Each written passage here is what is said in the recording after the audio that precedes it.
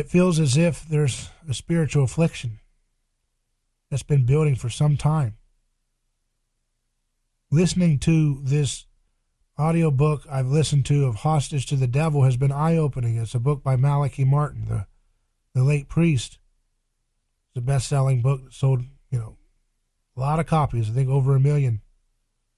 And he passed away under unusual circumstances. Headline from the New York Post describes it, exorcist priest died after possessed child spoke to him. A possessed child is believed to be the culprit behind the death of the Irish priest who inspired The Exorcist, a new documentary claims.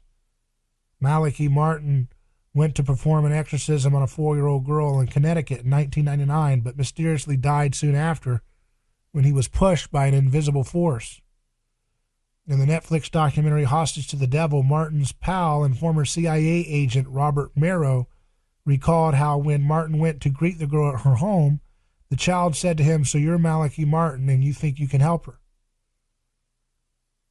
Merrow frequently drove Martin to carry out exorcisms and said he was there the day of the creepy interaction, according to the Mirror. Robert is a former CIA agent, and this is the most disturbing thing he'd ever seen in all of his years working for the U.S. government. The documentary producer and writer Rachel Lisgett told the Mirror. Martin died at age 78 after suffering from head trauma in the fall, the Daily Mail reported. The doc, which debuts Sunday, this is a few years ago, so it's outdated, but it takes a look into Martin's work as a Jesuit priest, professor, author, and most notably an exorcist. A career he turned to after moving to New York in 1966, according to the Mirror. But, you listen to his book, Hostage to the Devil, and you hear these accounts of people, and it's very surprising because I'd never engaged a book about this topic directly. And when you listen to these stories, it's surprising how these folks who experience possession are, the same things that we hear in our culture today. Accusations.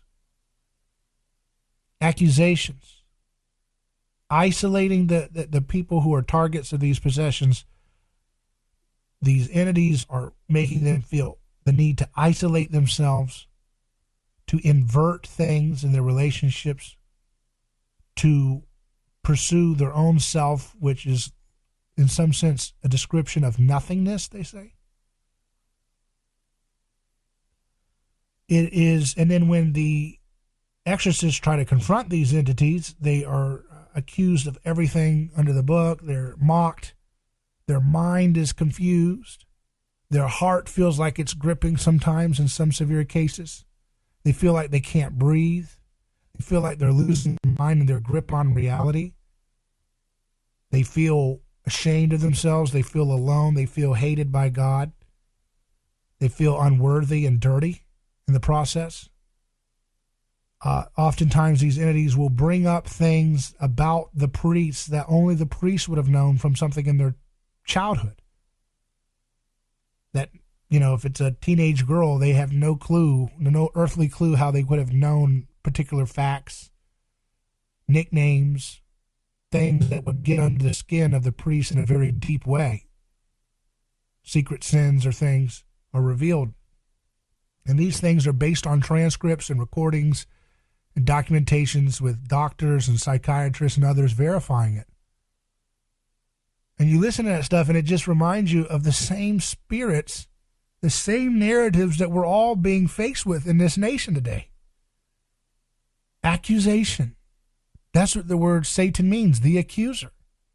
You're bad. You're this. You're that. Or appealing to our logic and intellect and making us feel like we can intellectually rationalize different things. Oh, that's just this or that, or this kind of psychological thing, or this little thing, or this little chemical. And one victim of possession says it felt like she was going to the shallow waters that were laughable when she would go to the psychiatrists and doctors, and they were coming up with hypnosis and all these different things that would barely even scratch the surface of the full experience she was having. It was like, It was like woefully basic and surface in its ability to even scratch the surface of the problems and the powers that were being, at play.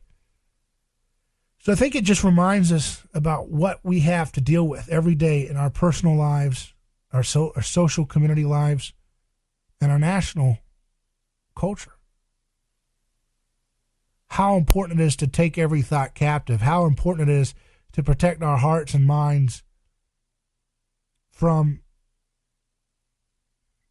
appeals to rationality that drive us away from the truth that is Jesus.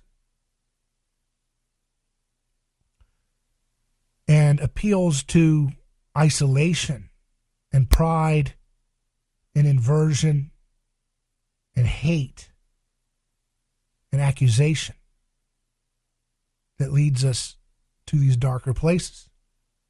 Because you see it all around us. We're constantly being accused. Always shame.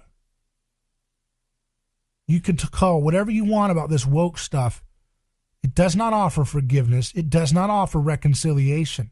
It does not offer grace. It does not offer humility and recognition of sin in all parties involved. It's all a struggle session based on dominance and submission and vengeance and hate and envy. It's diabolical.